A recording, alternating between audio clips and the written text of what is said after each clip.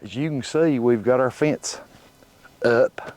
That's the way it'll be for at least a month or so till we see if these sheep test this any at all.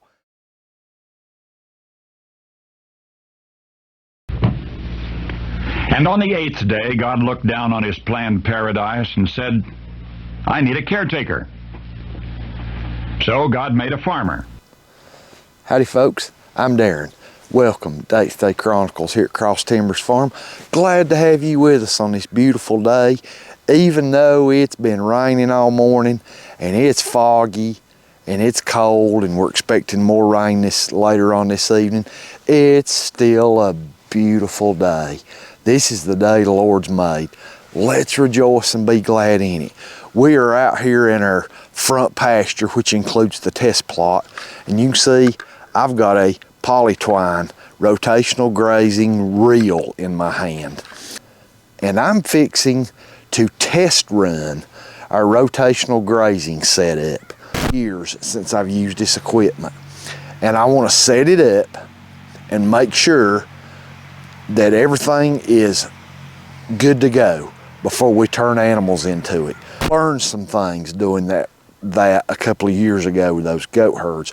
We had the big, I think they were called Strain Right was the brand, reels that we used. And for small scale farming and small scale rotational grazing, those reels were way too big. It was just way too much and too big. At that time, it was when COVID was going on and everything like that got really popular. A lot of people were at home and they were starting to do different things with their animals, getting animals and stuff like that. I tried at that time to buy some of these mini reels. This reel holds 660 feet of poly wire and 6 strand, meaning it's got 6 wires entwined in it. And I tried to order some of these for months and they were back ordered. Well, this time I was able to order them and they were here within a week. These little mini reels, if you do small scale rotational grazing like we're going to be doing, these are fantastic. I believe I've not used them yet, but the size of them and the amount of poly twine they will hold for small scale situations is perfect. I don't need reels and fence posts, a truck bed full of them, and reels, big huge reels with 3,000 feet of poly braid on each reel and have 5 of those reels sitting around to rotational graze 10 acres or even 5 acres. Don't need that. That's way overkill for what I need. And the first time we done rotational grazing, I bought some of those bigger reels and spooled them full. Spent a lot more money than I needed to. The very first time we moved fences or even just set them up, I realized real fast, why did I buy these big reels and so much poly braid? That was an absolute waste of money. Small scale rotational grazing has the same principles, but the equipment you need needs to be scaled way down to fit what you're doing. We are a small family farm and we're going to be rotational grazing about 8 acres is it. And dividing up your pastures into appropriate sized rotational paddocks is important. Best advice I can give you, sit down with a pencil and a piece of paper, draw out your pastures where you can put animals, where you have a perimeter fence around it, and how you're going to divide up those paddocks, whether it be into half-acre paddocks or 3/10 of an acre paddocks, whatever it's going to be, depending on your herd size or your flock size. Divide those up into enough paddocks where you can move those animals throughout a 3 or 4 month period and not be back on the same ground for at least a minimum of 30 days, preferably 60 days. And why do I say that? 2 reasons. If you have sheep or goats, parasites. That's your #1 enemy when it comes to sheep and goats, is stomach worms. And you need to move those animals off those paddocks and within about 6 to 7 days, and not bring them back to that paddock for a minimum 30 days, preferably 60. So you need to divide up those pastures to be able to do that. Why do I say 60 or 30 days? Because of the life cycle of the barber pole worm. That is the #1 parasite enemy for goats and sheep. And you'll lose animals if you ain't careful. They will die anemic to parasites. And you gotta keep them moved and keep them on clean ground. Let's start out saying we have a sheep with barber pole worms, a stomach parasite. That sheep poops eggs, barber pole worm eggs in their feces. That worm in their stomach is laying eggs. They come out the rear end of those sheep and on the ground. If conditions are right, above 60 degrees, somewhere right in that area, and there's decent humidity in the air, within 7 days those eggs will hatch into larvae. The larva will crawl up the grass stems up to about 4 inches. More sheep come along and eat that grass and then ingest that larvae, and the cycle starts again. That larvae turns into an adult, the adult lays eggs. Okay, if you rotate your animals, at a maximum of 7 days, you move them off that pasture. Now those eggs are lying there, and those larvae have a life cycle of about, from what I understand, now somebody correct me if I'm wrong, around 30 days, and it could go out to 40 days or 50, depending on the conditions. I have heard that 60 days is very clean.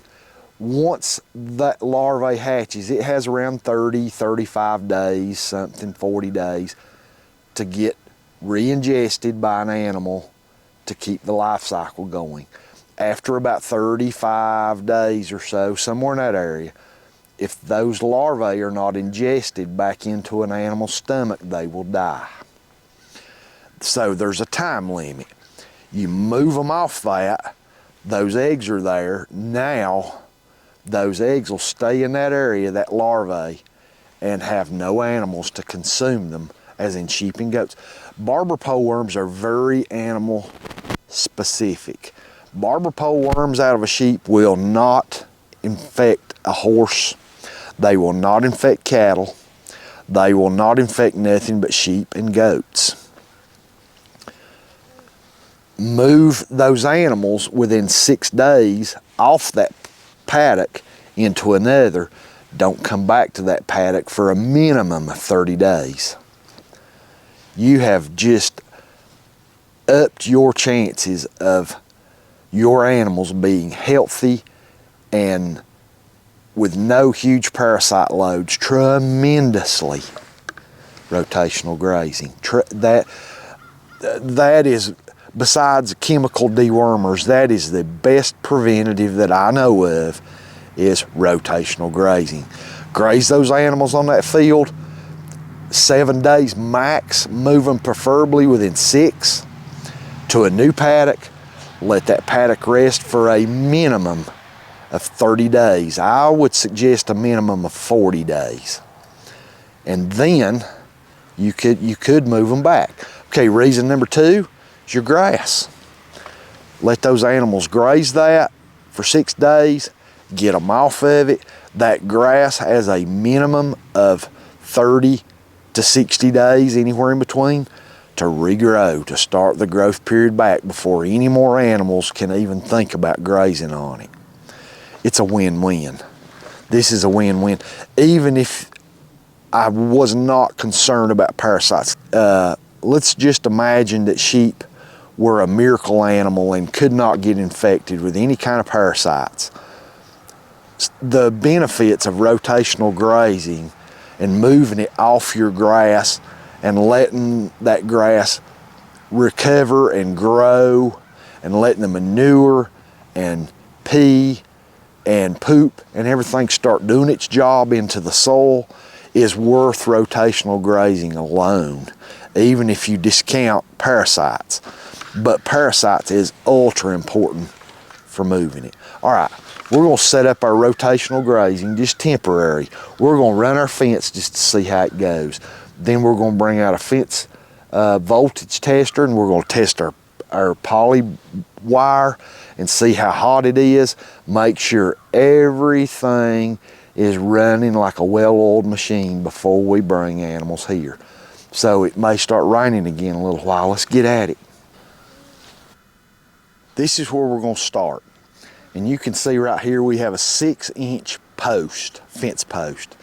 Really big post that's braced on the other side because this is a high tensile fence. And we have 8 strands on this high tensile fence. 6 of them which are electrified. We have 2 in-betweens that are not. But an electric fence is a psychological barrier as well as somewhat of a physical barrier because of so many strands here. You can see here on this main post I've already installed 4 screw-in insulators. And we're going to pull electric off the fence right here, and this is going to be the starting point for our fence. 2 strands of the wire pulled, and this is going across a farm road and up a steep bank and uphill. See how high this is off the ground? We got to deal with that. Anytime you're dealing with a creek, ditch where a creek flows through, or a ditch line, or a sudden rise, you're going to have to deal with this low point of pulling that wire down. And oftentimes these step-in posts, if you put a post there, the tension on that poly wire is just going to pull that post right back out of the ground because it's pulling uphill. The solution to that, T-post. You're going to have something in the ground more securely to prevent that poly twine from pulling a stepping post out of the ground and raising your fence to where animals could just go right under it.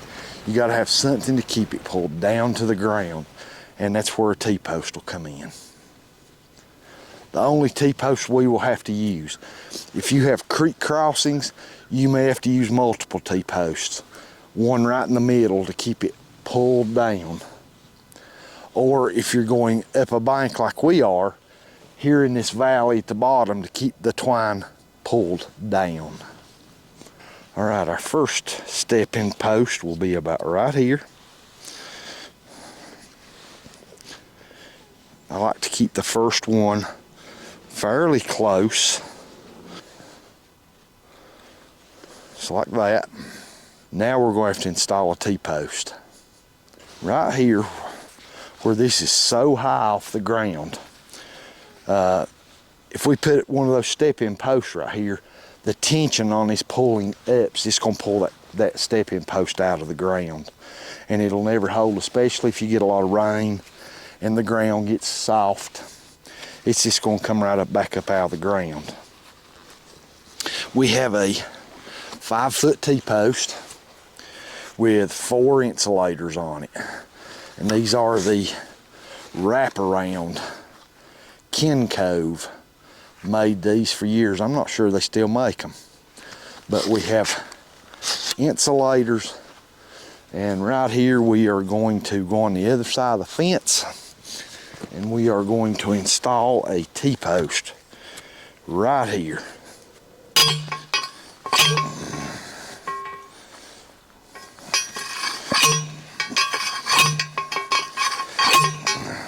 You don't have to go super deep. And put it right in beside one of these. Just like that, to know where to put our insulators. Right there will go one.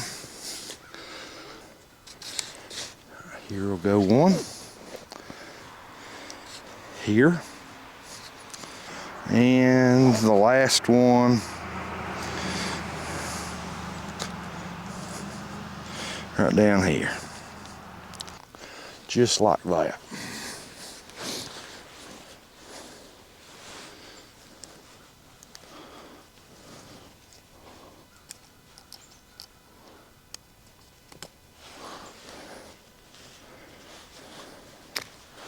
And we'll pull our wire down and in just like that. Let's just keep moving up the hill.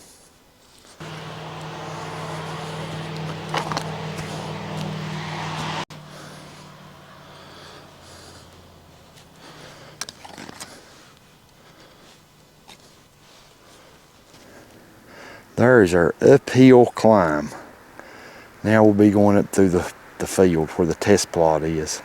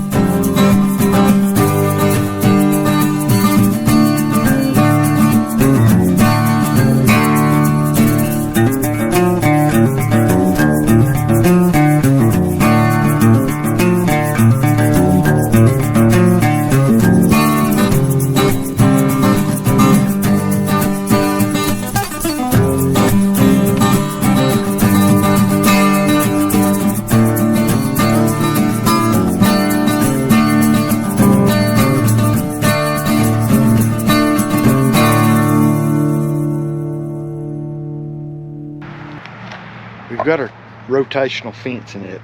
We're going to start off with 4 strands.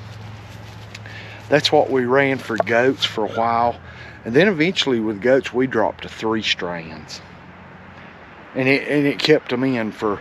We had one incident where a goat got out on 3 strands, and it was a young goat that was full of vinegar, and I don't think sheep will be that bad, but we're going to start out on 4 strands. And if it works, we're just going to slowly keep dropping, maybe month by month, till we're down to however less we can get by with. I've got my fence tester with me, and we're going to turn the fence back on and walk down and hook up this temporary rotational grazing fence and see what kind of volts we got on it, how our insulators are doing, and how our charger does with it.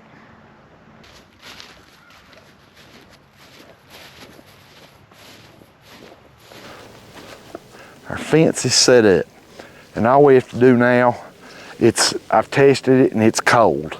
The fence charger is on. I don't have it jumped yet. We're going to jump it and see what happens. Right here, we're going to take down at the bottom, we're going to hook to a hot wire, just like that.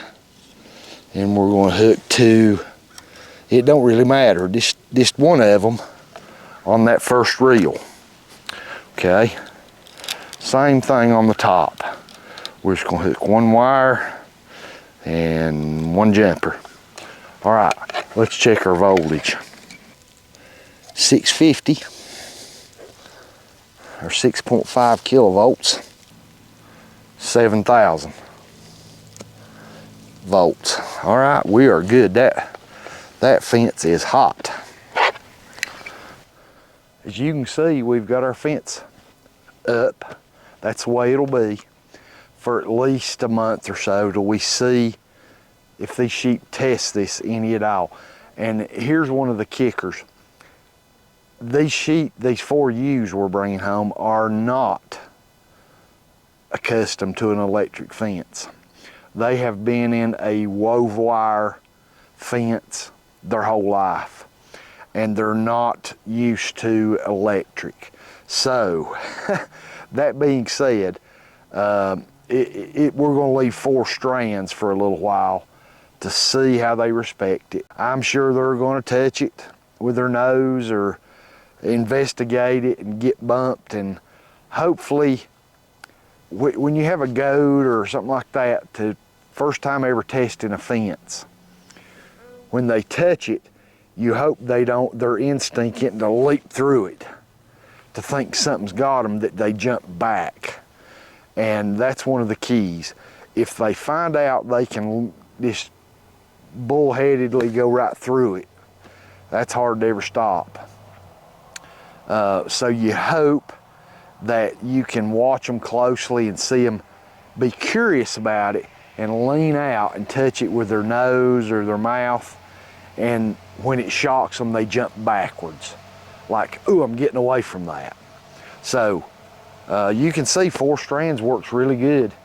The way we've got it set up for our rotational grazing system, I'll bring you back for that at some point in the future, like a map of how we're going to divide these pastures for rotational grazing. Now, parasite loads and rotating for parasites is not necessarily a problem during the winter. Barber pole worms needs at least about 60 degrees to start their life cycle of eggs, and the eggs hatching and the larvae moving up the grass. When it's this cold, that's not much of an issue, hardly at all. So during the winter, we can just move them at will. We can leave them for 2 weeks in a field if the grass dictates that they can stay. We can leave them for a month if the grass dictates they can stay. And there's still plenty for them to eat. As soon as that grass starts getting down to a level where they need moved off of it, we will then move them. But now during the summer is a different story. Late spring, summer, and early fall, these animals are going to have to be moved every 6 to 7 days, regardless of what the grass says. So this system is very maneuverable, very easy to move, and now we're going to demonstrate how easy this is to take down. It's starting to rain again. Everything we've bought for our rotational system is working. So let's start simulating we're going to move it, but what we're doing is just taking it down for a couple of weeks till we're ready to pick up these animals. Okay, I'm going to start on the very bottom, and all I'm going to do is unhook these wires.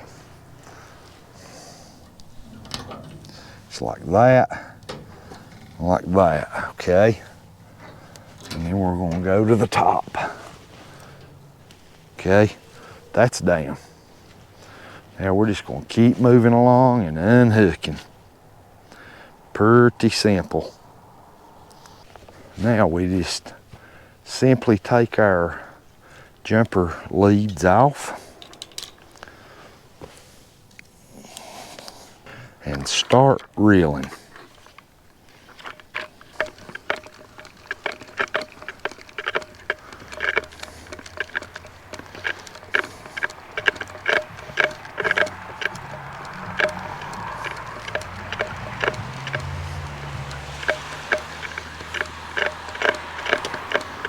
Our reels are all rolled up, all our poly wire rolled back into the reels.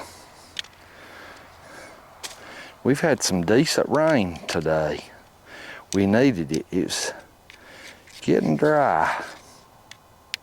The ground down about 3 inches where I'm pulling these stakes out of the ground's pretty wet. I mean, it's not like soupy wet, but it's moist. That's a good sign. That's a good thing. Pulling these stakes back out super easy. Just walk along. Some people maybe even ride along on a four-wheeler and pull them out of the ground. Very simple to do. Real simple to set up a rotational fence and move it. To get it going, to get it hot, and then to move it. I bought 2 of these mini reels to try. And on a test run here, 2 thumbs up. I love these little things. For our small operation, we're not pulling poly rope or poly wire, you know, a mile. We're pulling it in small areas to rotate a small herd of sheep. If you watch other videos where people's doing it large scale, don't throw the baby out with the bathwater. There's some really good information to gather from those videos. Apply it to your situation in smaller acreage. Scale down. Those really big reels that's geared and all this stuff, I'm telling you, they're great if you've got hundreds of acres you're going to be rotating. If you're dealing on a small farm or a hobby farm or something like that, those big reels are too big, too much poly rope or poly twine on them, just way overkill. Look at the good videos out there on rotational grazing supplies and fit it to your situation. We're going to be rotating on about 8 acres or so. This is all we need, and this is perfect. I really like these. Tested them out today, and they worked wonderful.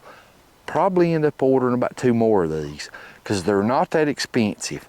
We got these from Ken Cove Fence Supplies. And if you've never checked out Ken Cove and their website, check it out. They have some really good farm equipment, fencing equipment, and are very, very reasonably priced. And we're quite happy with these we got from Ken Cove.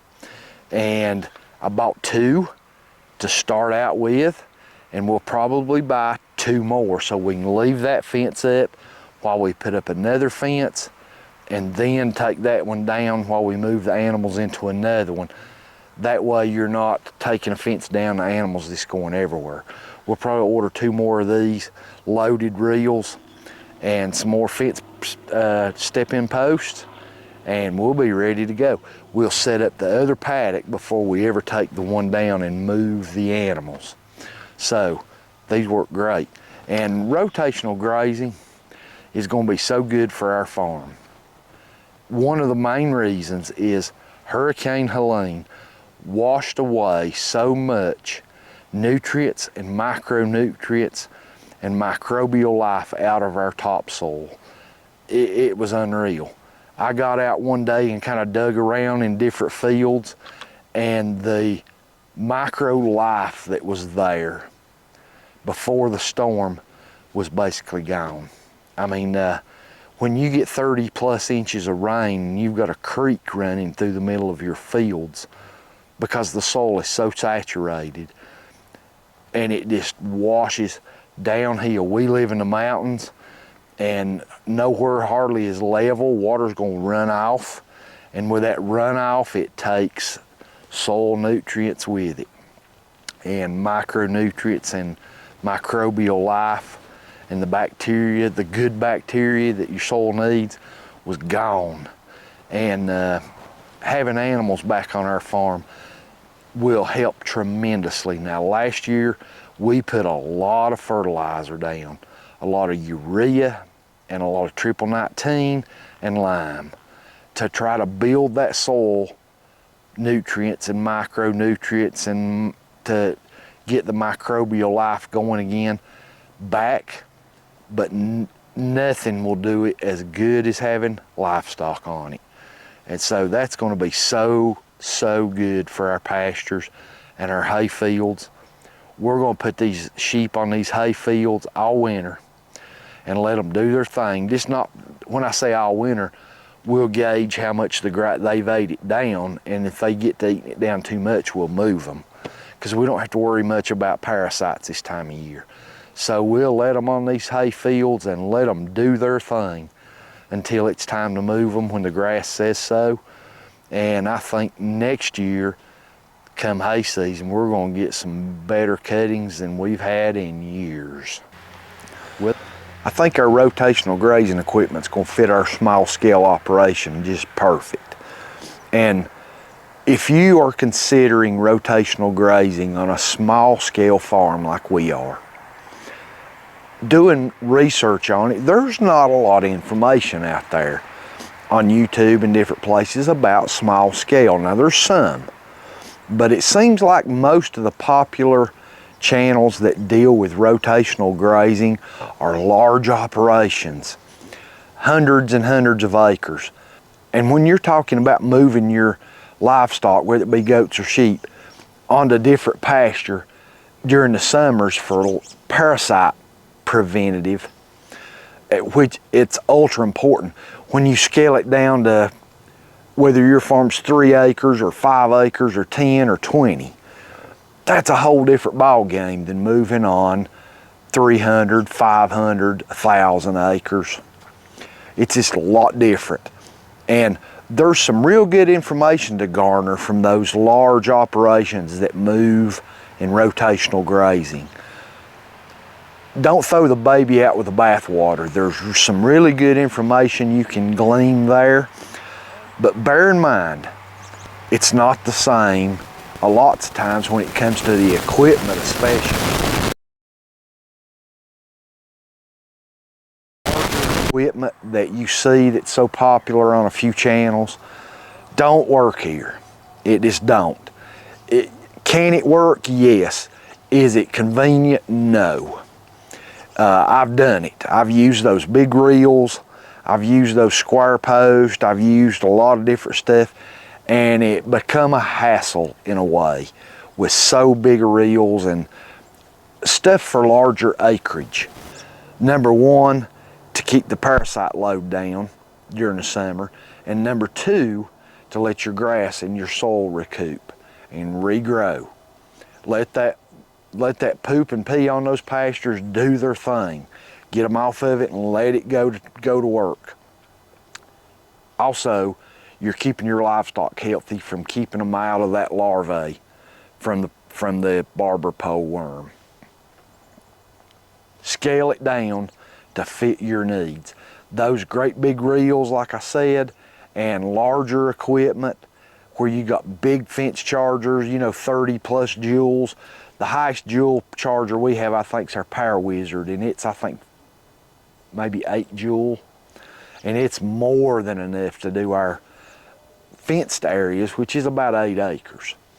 And that's all we need. And these little mini reels are so much better than those big ones. It's just fitting it to your application. So if you're doing small scale rotational grazing, it's a lot the same, but a lot different than you see some popular YouTube channels doing in huge acreage. So I hope this helps if you are considering rotational grazing on small acreage. You have a small homestead, you have a little small farm like we do, and you want to do rotational grazing. Just because you've only got 3, 4, 5 acres, 10 acres, 20 acres, does not mean that you cannot rotationally graze successfully and very successfully and improve your soil health and your grasses and your pastures immensely, and your animals will be much healthier. Thanks for being with us today. I really appreciate it, and I hope you were able to garner something from this about scaling down for smaller scale rotational grazing and the importance of moving, not only for your grasses to regrow and your soil health, but for the health of your animals. If you deal with internal parasites, moving your stock regularly, especially during the warm months, and if you live in a humid area like the southeast or somewhere in the south or the eastern United States, or places even in the west coast, if you live in a humid environment where it gets warm during the summer months, you need to consider rotational grazing for those sheep and for those goats. It'll make them so much healthier, and you will have to use less and less chemical dewormers to keep those animals healthy and their FOMACHA score good and their body condition good, and maybe not lose any animals on a small scale. So rotational grazing has multi-benefits. Thanks for being with us. I really appreciate it, and I pray God blesses you and your family, and we pray y'all have a fantastic day.